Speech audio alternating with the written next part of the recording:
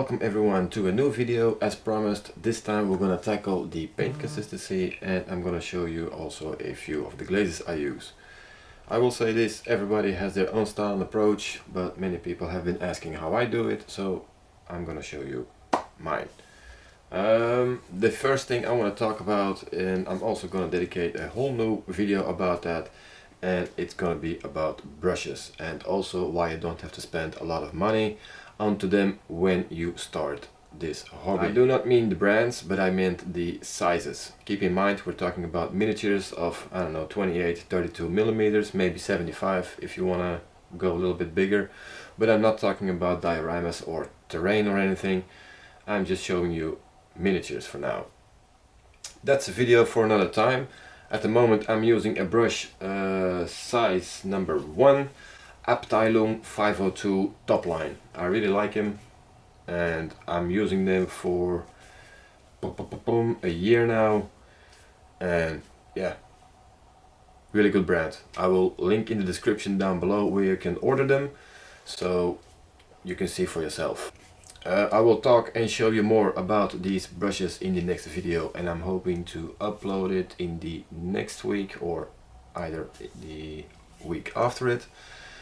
The second part of the video, the wet palette.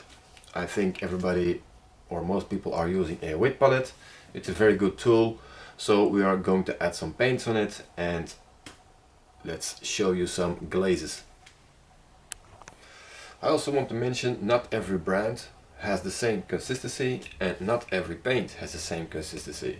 The brands I'm using mostly are Citadel, AK and Vallejo game colors. A lot of questions I'm getting is, I don't know what my paint consistency should be, or I mean for this technique or for this part, let's say blending, stippling, scratches, edge highlighting, base coating. It's all different, and let us sort this out. Make sure your primer isn't already applied too thick. I cannot say this enough, guys. It's not a race. Try to take your time on things. Okay, number 1, base coating. Base coats are mostly applied opaque. I said mostly, not always. For example, metals. If you want to add some interest on the metal, you can add some water to it and make it a little bit more transparent, so the coverage is a little bit less on the model, so you get like darker areas and brighter areas, because whatever you leave your brush, that's where the paint will be released. Now, what happens when you add some water to your paint? You will notice the paint starts to get transparent, and more water will make the paint more and more transparent. So this also means the previous color of the model will also be more and more visible if you keep adding water to it. So everything depends really on the dilution of your paint, dilution of your paint, and what it's used for. So for example, layering needs another consistency than glazing, for example. Make sure to shake your paints really well before adding them onto the palette. Now for this stuff I like to use my hand, but you can do whatever you feel like. Just don't put your brush in your mouth. It's disgusting, okay? Okay, number 2, layer consistency. Always test on your hand or anywhere else. This one is used to build up layers, obviously, but also used for edge highlighting. When you apply this layer, make sure you let it dry. As said before, take your time.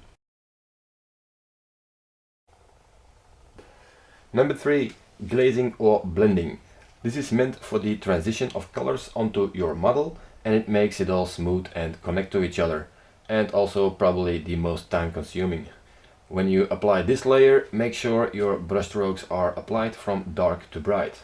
So what I mean by that is, whatever you want your color to be applied, that's where your brush stroke should end.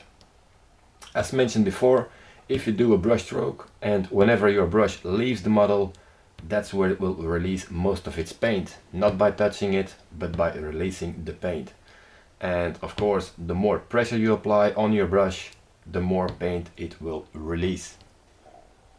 Alright, that's it for today, guys. I hope you enjoyed the video, but most importantly, I hope you learned a thing or two. Now, for the next video, next week probably, I will upload a short video about the brushes that I said earlier in this video, and I'm also gonna start releasing a paint along tutorials for the battle sister that I'm painting in these videos.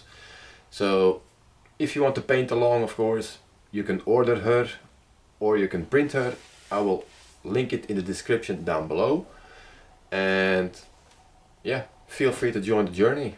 Like, subscribe, share with your friends, and I will see you in the next video.